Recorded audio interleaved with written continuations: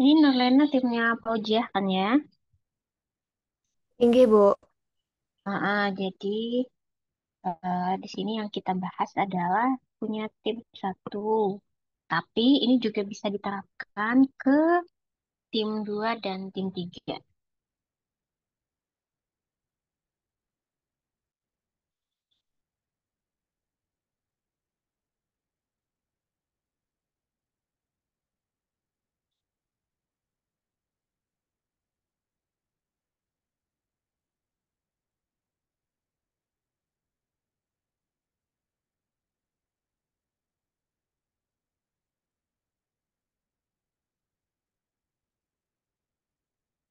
Nah, oke. Di sini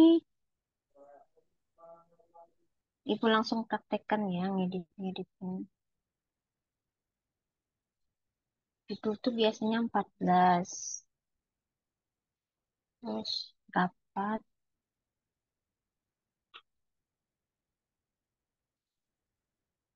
tuh. Oke. Mhm. Abstrak itu biasanya pastinya satu. Ini ada kalian rubah kak abstraknya? Tapi nambah banyak perasa ibu.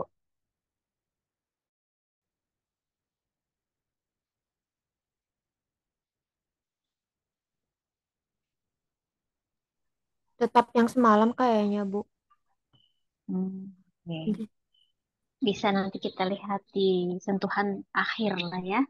tinggi, Mungkin Bu. nanti ada satu satu kali lagi kita zoom dan yang terakhir Bismillah gitu submit. Nah, em, modal sosial pesantren.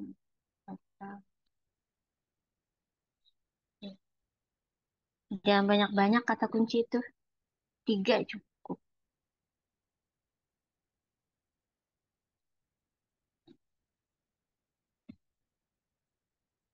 Atau empat nih. Cukup deh.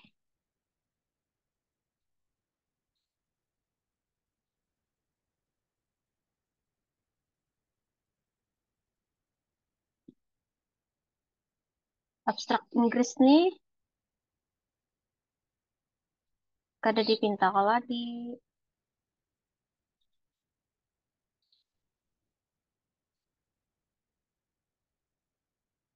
yang arahan lomba kemana ya. Udah dipinta. Ya, tapi biarlah.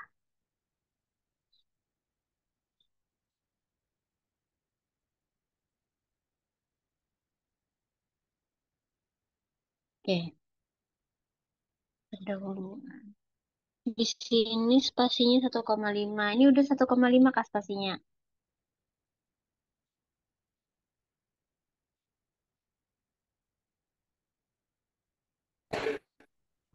Sebentar, Bu. Ulun cek. Nah ya, 1,5 ya. Oh, ini. Mm-mm. Oke. Untuk layout, page setupnya. Oke, udah benar. Theory 333. Oke, good. Nah, tadi Ibu ada membaca ya. Ini kalian sebagian sebagian itu pakai AI kan? Nah, ketika kalian mengambil eh, paragraf yang dibuat dari AI itu harus kalian baca lagi dan kalian hilangkan tuh ciri khas AI-nya. Di antara ciri khas AI-nya itu adalah nih kalimat dalam konteks nih. Betul nggak? Kalian pakai AI kan? Tinggi sebagian ada, Bu, menggunakan AI. Jadi harus dibaca lagi dan dihilangkan ya yang apa namanya? Yang ciri khas AI-nya tuh misalnya tadi kata dalam konteks ya kita baca lagi. Ah, di sini jangan kada usah pakai ntar dulu. Kemarin Ibu minta kalian pakai undang-undang pesantren atau gimana kemarin? Nah, Ibu share tuh. Tinggi kemarin itu Pian suruh Nah, pasal. adalah di sini. Ibu lihat kan ada undang-undang pesantren di sini. Yang ada undang-undang tentang pariwisata. Nah, menurut Ibu kurang ya yang di anak di sini bisa-bisa. Misalkan satu paragraf ini berisi tentang pembahasan undang-undang ya, tapi masukkan juga undang-undang tentang pesantren gitu. Berarti ditambahkan lagi ya, Bu ya? Iya, Hmm. undang-undang. Nah, kalau misalkan kalian nanti misalkan hendak dipadatkan lagi nih, mana sih undang-undang yang lebih tepat diletakkan di sini? Gitu. Apakah undang-undang pesantren nanti ya? Apakah yang undang-undang tentang pariwisata ini? Nah, di sini Ibu serahkan dulu sama kalian ya. Jadi, satu paragraf ini misalkan mau membahas tentang undang-undang. Ya, nggak apa-apa, bahas aja satu atau dua paragraf tentang undang-undang ya, yang berkaitan dengan topik yang kalian bahas. Tentang pesantren, ya, kemudian partisipasi masyarakat, ekowisata, dan kita melihatnya itu sebagai bentuk modal sosial ya untuk institusi lembaga pendidikan Islam ini. Sebenarnya ya antara argumen yang hendak kita jelaskan di sini, nah itu yang perlu di sini mana ya? Nah, perlu satu paragraf di sini argumen argumen penelitian ini adalah, nah, jadi kita kaitkan dengan teori-teori yang kita akan gunakan untuk membingkai ya narasi-narasi kita, cerita-cerita kita di penelitian lapangan. Misal nih, kita kita mainkan kata-kata yang ada di abstrak tadi. Argumen penelitian ini adalah kita ya adanya hubungan ya saling menguntungkan dan saling ketergantungan, saling ketergantungan antara antara apa? Antara pesantren ya. Habis itu pengelolaan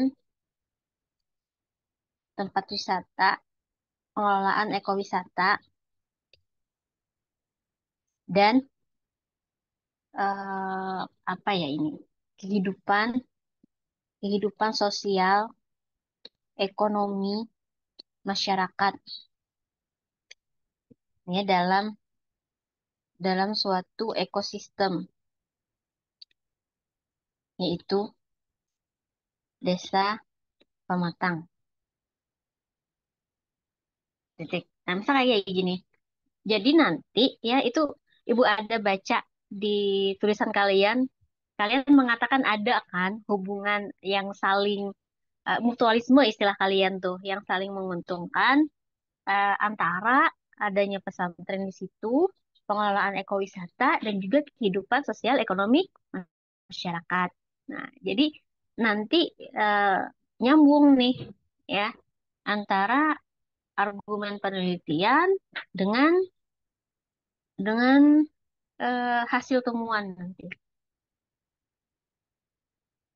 Jadi tim tim 2 dan tim 3 temukan argumen penelitiannya. Argumen penelitian itu apa sih? Kalau kalian tidak yakin, bisa kita tanya AI ya. Apa sih argumen penelitian itu? Yang nampak di layar kalian apa? Gak ada apa-apa, Bu. Oh, tidak ada ya? Oke, oke, bentar. Share.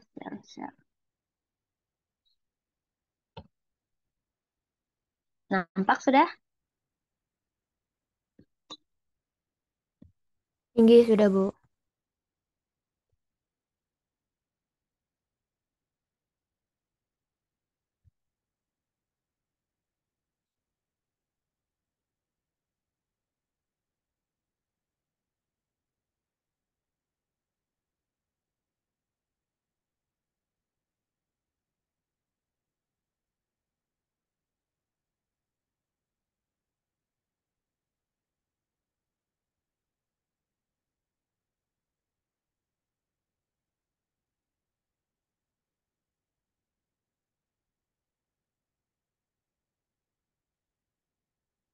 Nah, argumen penelitian adalah serangkaian pernyataan yang mendukung klaim atau tesis atau penjelasan kita, ya narasi kita, pikiran-pikiran kita, ya berdasarkan pada bukti dan penalaran logis gitu dalam konteks. Nah, ya kan kalau kalau IA itu pasti dalam konteks.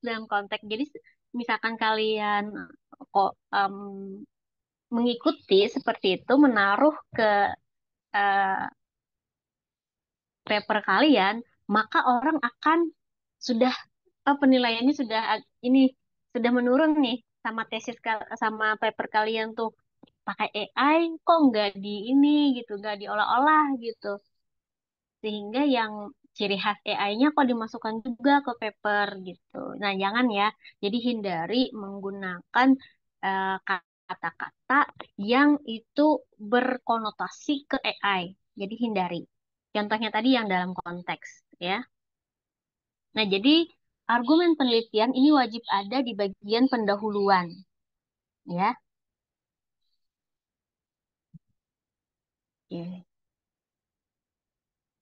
Kita kembali ke karya mereka nih.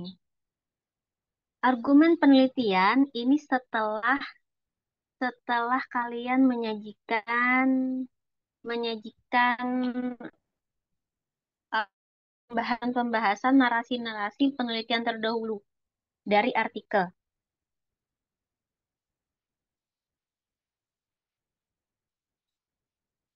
ya.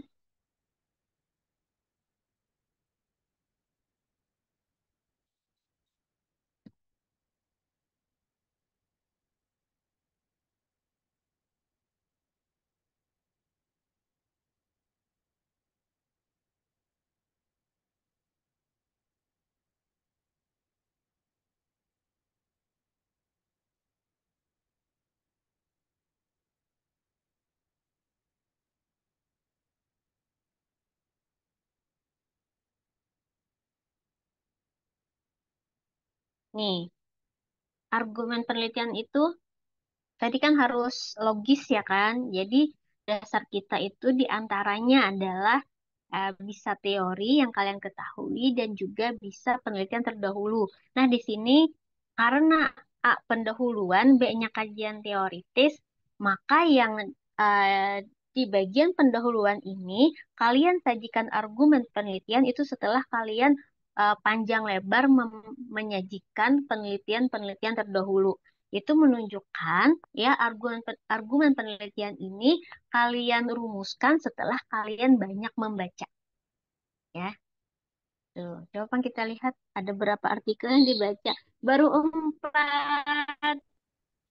Nah, ayo tanggapi bisa 10, bisa 10 gimana?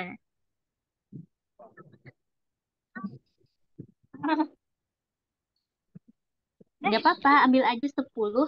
Terus gini, kalian bentar, kita kembali ke Google Books mana nih? Nah, ini. Nampakkah di layar kalian, layar ibu, mencari Google Scholar? Iya, Bu. Nah, jadi disaring dulu di Google Scholar-nya itu. Ya, misal misal nih kita pakai yang pesantren dan ekowisata. Nah, misal ini ya, rentang khusus tahunnya itu. Misalkan dari tahun 2015 sampai 2025, 10 tahun. Atau misal mau yang terbaru, 5 tahun terbaru 2020 sampai 2025. Nih, ya. Jadi jangan terlalu jauh ngambil tahunnya. Jelas ya di sini. Jadi paling kada 10 sampai 15 jurnal yang kalian baca untuk kalian bisa merumuskan argumen penelitian di pendahuluan.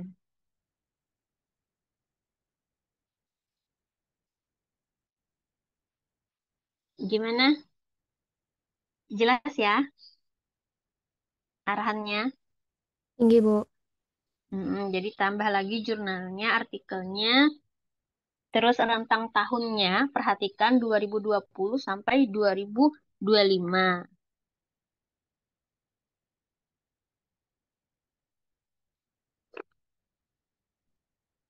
Nah, kemudian itu pendahuluan kan, lalu masuk di kajian teoritis. Kajian teoritis, mana nih?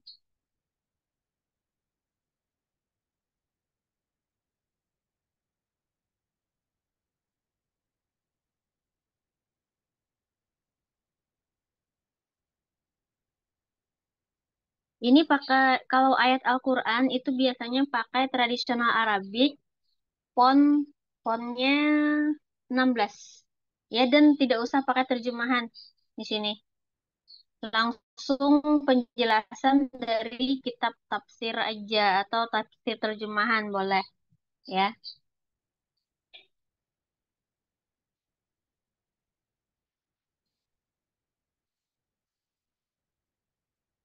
Mana ya tadi? Nah, kajian teoritis.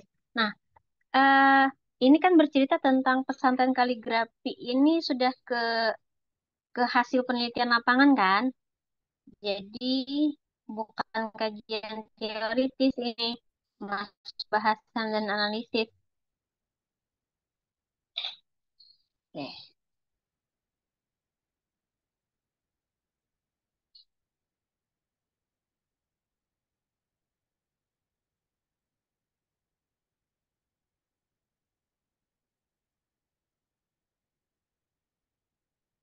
nih ya.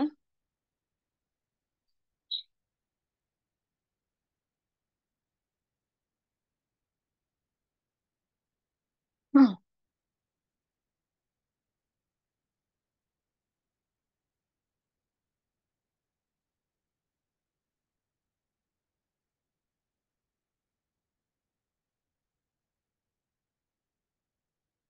Misalkan kita beri judul subnya pesantren ZLK 2 Tabalong.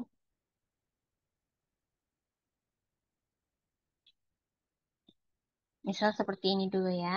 Nah, deskripsi pesantren jelaskan aja gambaran ini dan lain sebagainya ya. eh Berdirinya, terus ciri khasnya, ya kemudian ya jelaskan saja dulu yang di bagian ini, bagian deskripsi pondok pesantren. Oh ya, kemarin itu Ibu bilang pondok pesantren ya, pondok pesantren. Sesuaikan dengan ini, sesuaikan dengan dengan kop surat yang Ibu lihat kemarin di dokumentasi kalian.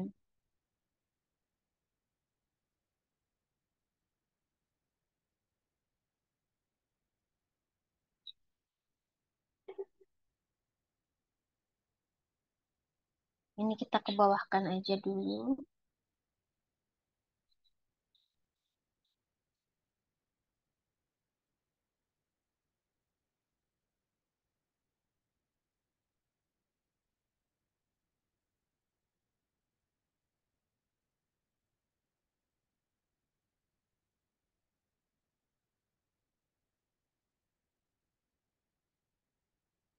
Ini kita ke bawahkan. Hmm.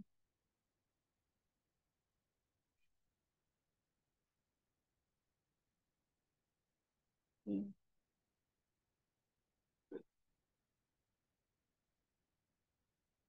Saat ini yang merasa senang keberadaan para pesantren karena dapat menjadi ciri.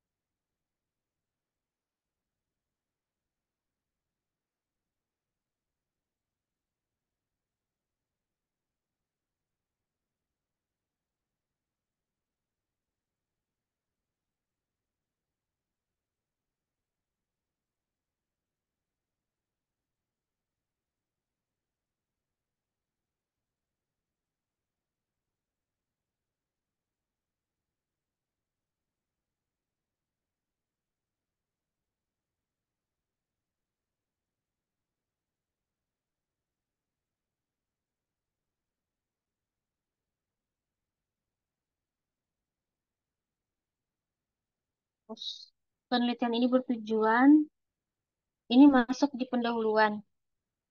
Nah, jadi kita copy, kita taruh ke pendahuluan. Jadi satu yang kali hasil laporan penelitian adalah kalian tahu di mana harus meletakkan bagian dari cerita kalian tuh masuk ke mana. Misalkan cerita tentang tujuan ini masuknya di pendahuluan, ya. Penelitian ini bertujuan. Oke, nanti mungkin perlu penjelasan lagi, dikembangkan saja paragraf ini karena ya satu paragraf itu minimal terdiri dari dua kalimat, satu ide pokok dan minimal satu ide penjelas gitu.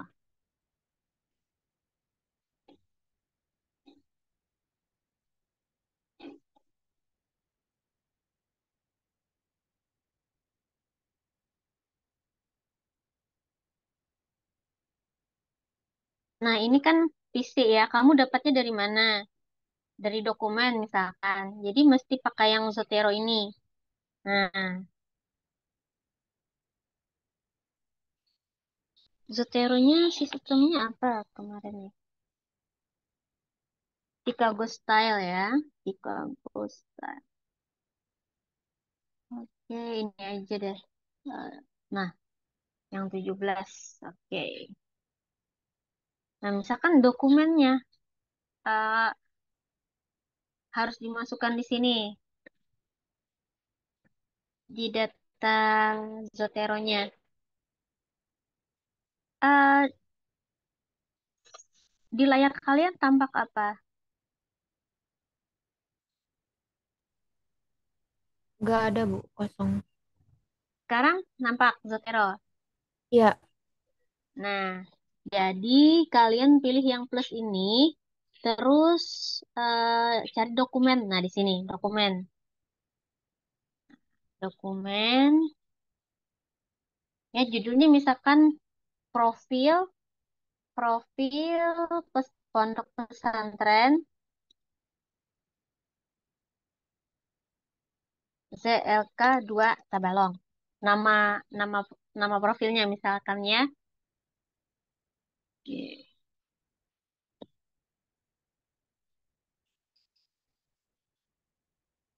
Tanggal berapa? Misal 2024 misal. Ini misal aja.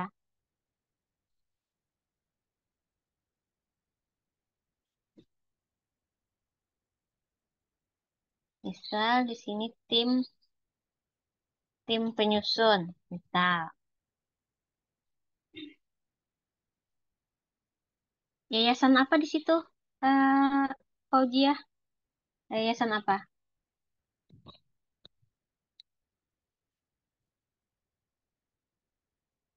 Bernaung di yayasan apa? Oke, ini misalkan contoh ya. Nah, hmm, lagi di karya tulisnya.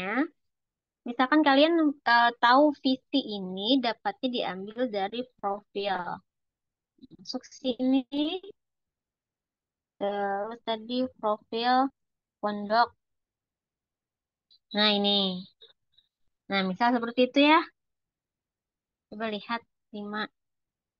Nah, gini. Jadi dapat yang visi ini kan nggak mungkin kalian ngarang sendiri kan, melihat dokumen misalkan.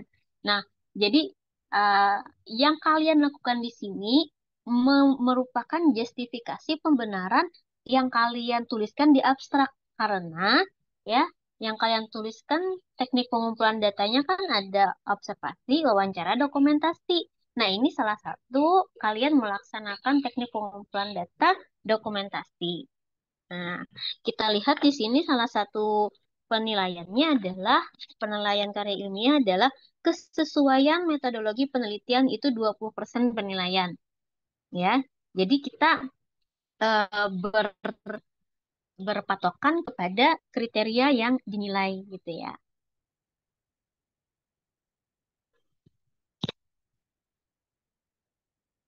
Sampai sini jelas?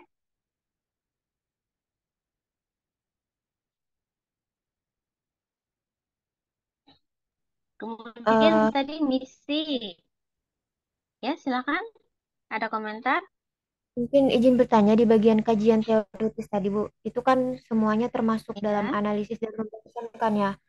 Kalau semisal Mm-mm. kayak gini, Bu, kajian teoritisnya, Ulun kan ada membuka data Kementerian Agama 2023, itu tuh kayak di blog berita, Bu.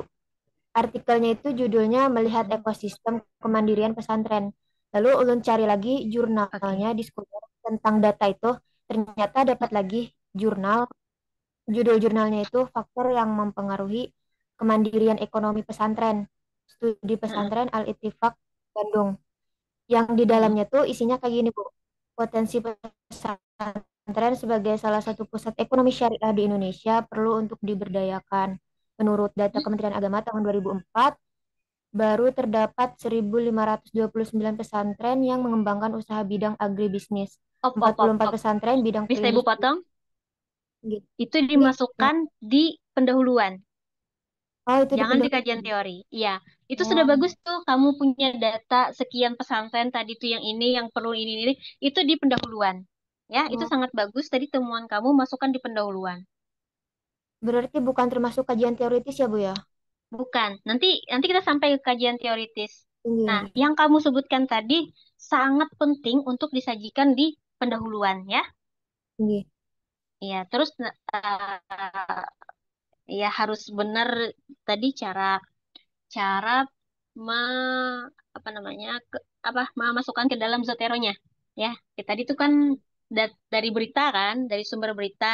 Jadi Tinggi. masukkan ke data referensi Zoteronya di bagian berita, berita elektronik kan gitu.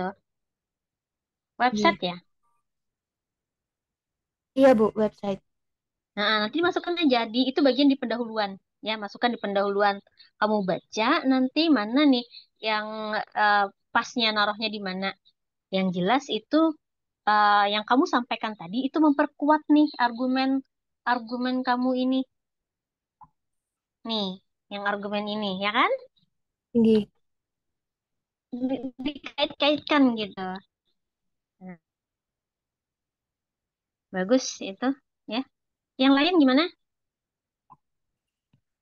Jadi kalau ada data ya, itu masukkan di pendahuluan untuk memperkuat nih pekerjaan yang kita lakukan ini ya m- adalah bagian dari pekerjaan yang secara besarnya itu sudah dilakukan orang-orang gitu.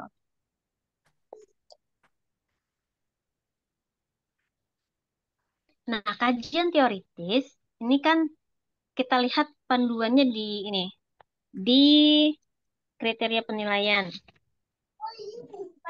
Nah, dalam kurung kan kajian teoritis itu termasuk landasan nilai Islam tentang perdamaian dan lingkungan.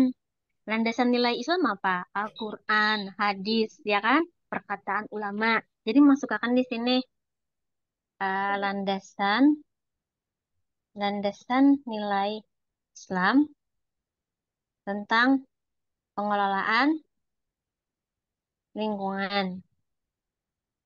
Ya, terserah judulnya ini mau seperti apa, ya boleh dikembangkan. Misal, landasan nilai Islam tentang pengelolaan lingkungan wisata. Nah, boleh kayak itu. Jelas? Kalau misalkan Buhan Saufi, landasan nilai Islam tentang eh, anti kekerasan dan apa ya? Anti kekerasan deh.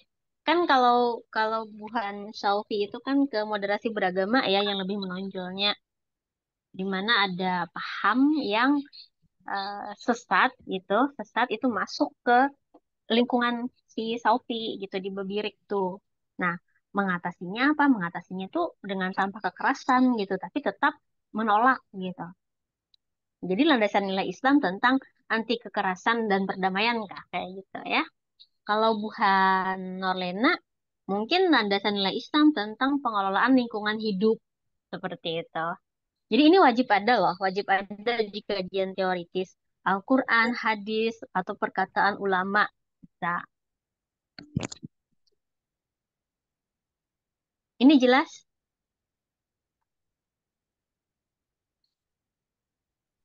Tinggi Cari Bu, aja insya di. Allah dia Heeh. memahami. Oke, nah habis itu setelah ini yang paling penting ya landasan nilai Islamnya nih. Habis itu kajian modal sosial.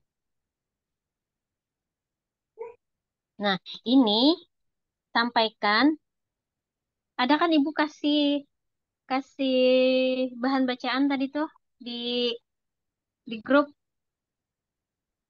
yang teori Robert Putnam.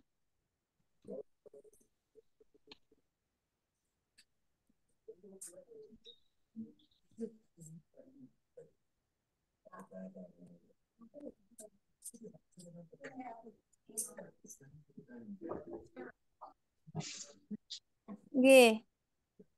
Nah, itu kan kepercayaan apa intinya di sini dijelaskan modal sosial itu ada em, hubungan informal.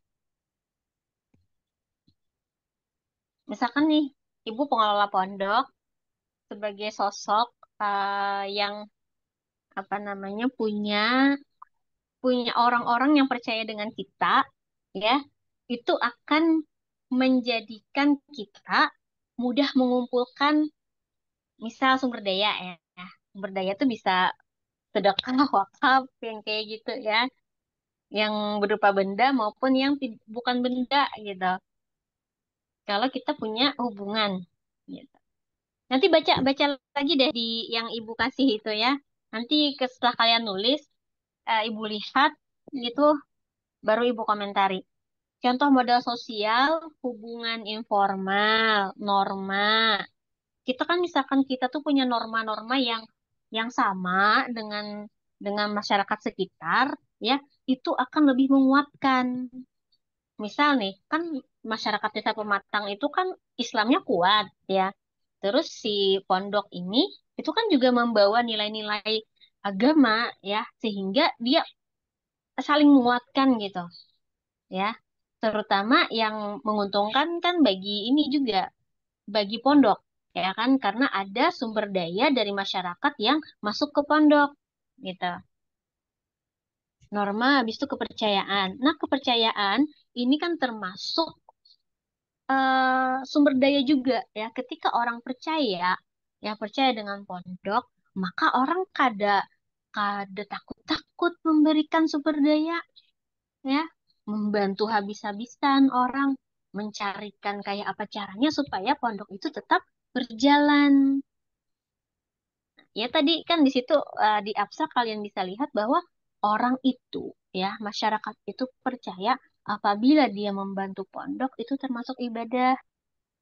Nah, makanya cari cari masyarakat itu yang kita wawancara, kata-katanya itu ada yang mendukung mendukung kepernyataan bahwa eh, ketika membantu pondok, ya, ketika berbuat untuk pondok itu ibadah, amal jariyah yang pahalanya terus mengalir gitu. Nah, itu kan modal sosial untuk pondok pesantren gitu. Gimana sampai sini jelas?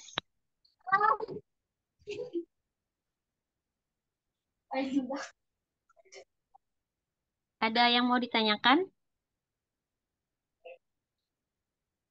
Ini membahas landasan nilai Islam aja sudah banyak tuh, ya. Tambah modal sosial.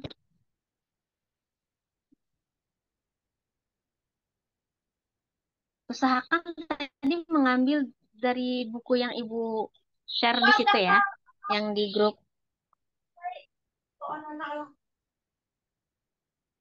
Apakah masih bersama dengan Ibu? Tinggi Bu. Oke, apakah cukup untuk malam ini? Mungkin dari Nah Ulun ada lagi ini kan, pertanyaan Bu. oke silakan silakan.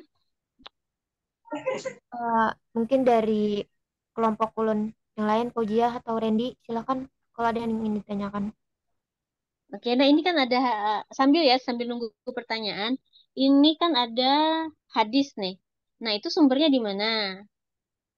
Ya, jadi eh, dapat tuh referensi lagi. Jadi mesti menyebutkan sumber, ya. Sumbernya apa hadisnya tuh? Nah, jadi mesti ada namanya juga karya tulis ilmiah ya. Dia harus bisa ditelusuri ketika kita menyatakan sesuatu, menuliskan sesuatu itu harus bisa ditelusuri kebenarannya.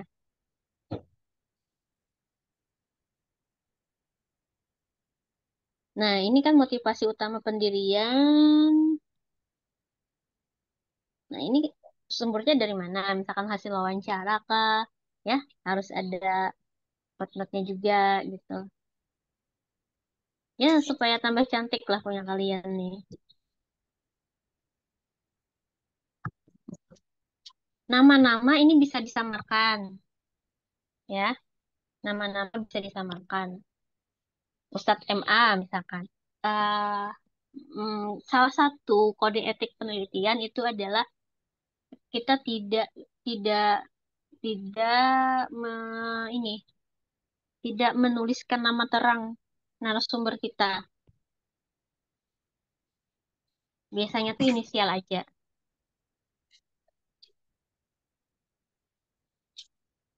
Kecuali kalau si narasumber itu mengizinkan kita menuliskan nama terangnya.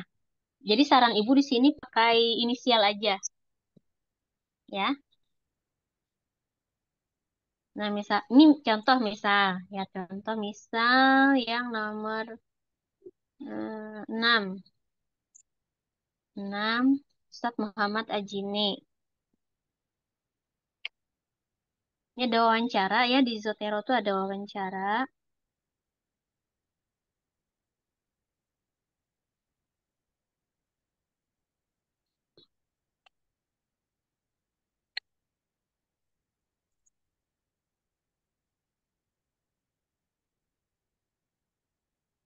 Mana nih? Nah, Zotero.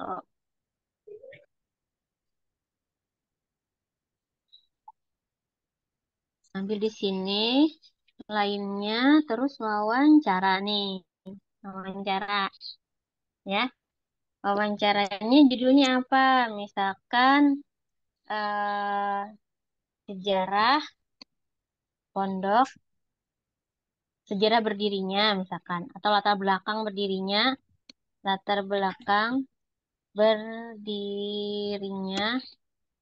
Pondok Pesantren ZLK 2 Tabalong. Nah, wawancara dengan Ajini ya. Misalkan Ajini Muhammad. Kayak gitu ya. Tanggalnya tanggal misal 2 2 Maret 2025. Gitu ya. Tanggal-tanggal tempatnya kalau udah oke. Nah, kita lihat di sini. Mana tadi? Yang 6.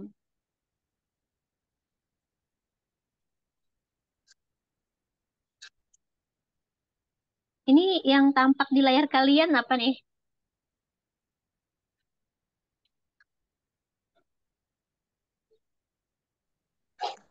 Langsung, Bu. Kosong. Nah, ini kita tambahkan ya ke Zotero yang wawancara. Nambahkannya seperti biasa aja yang di sini nih. Nah, ambil wawancara, taruh ke sini ya. Nih, wawancara. Tulis judul dengan siapa, tanggal. Gitu. Nah, misal kita praktekkan tadi ya tentang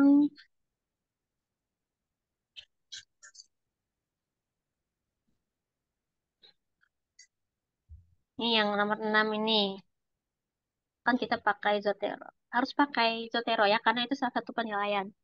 Nah, misalkan tadi kita Gini. Nah, sini. Oke.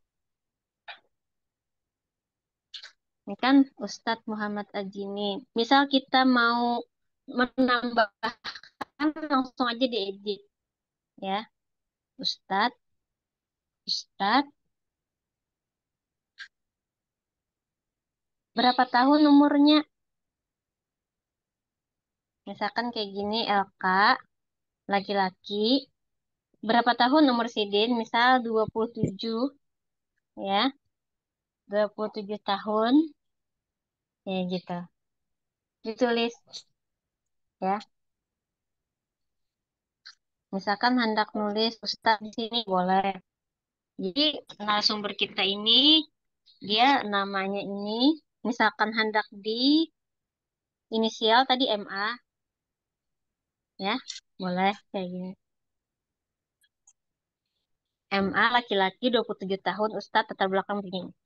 Kayak gitu ya. Misalkan ada yang ditambahkan atau misalkan hendak menerjemahkan bahasa bahasa Banjar ke bahasa Indonesia bisa aja di sini. Jadi itu bisa aja dilakukan. Ya. Sampai sini jelas?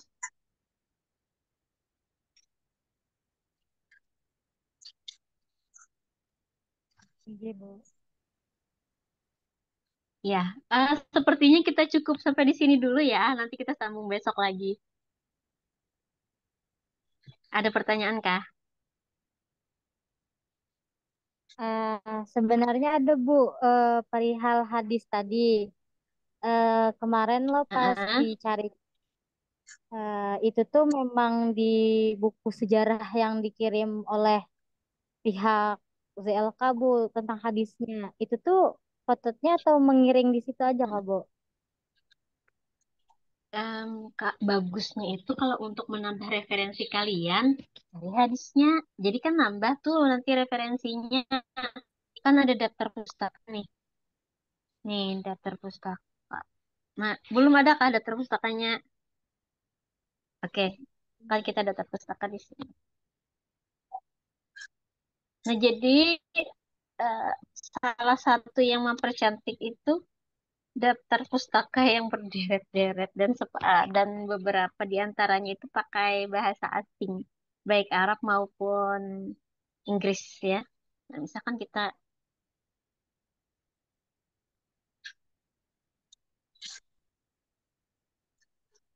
cuman ini aja, berarti kalian kada pakai Zotero kah mau olahnya?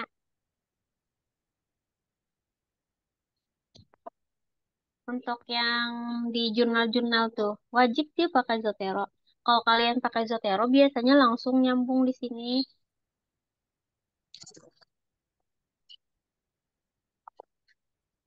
Nah, jadi di sini Ibu ingatkan lagi untuk menggunakan Zotero ya, karena itu salah satu unsur yang dinilai dalam lomba ini, namanya juga lomba ya kan. Jadi eh, ada diperhitungkanlah keunggulan-keunggulan yang kalian sajikan di sini. Orisinalitas dan kebaruan ide itu makanya Ibu kemarin em, menyarankan untuk memunculkan lokalitas gitu. Ya memunculkan lokalitas sehingga ada orisinalitas di situ dan kebaruan ide. Orisinal orisinil memang hasil karya kalian ya.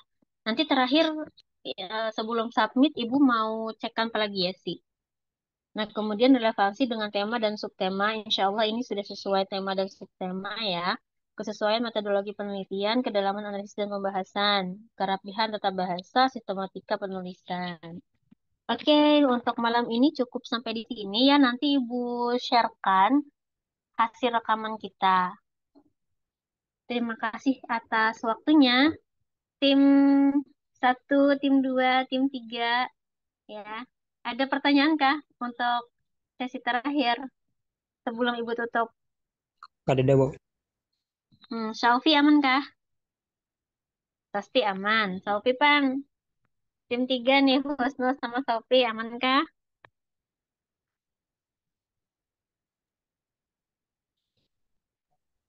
Ya Allah aman, Bu. Oke, semangat ya. Ibu sudahi sampai di sini ya. Semoga ada manfaatnya. Wabillahi taufik wal hidayah. Wassalamualaikum warahmatullahi wabarakatuh. Waalaikumsalam warahmatullahi wabarakatuh. Gitu. Terima kasih Waalaikumsalam banyak. warahmatullahi wabarakatuh.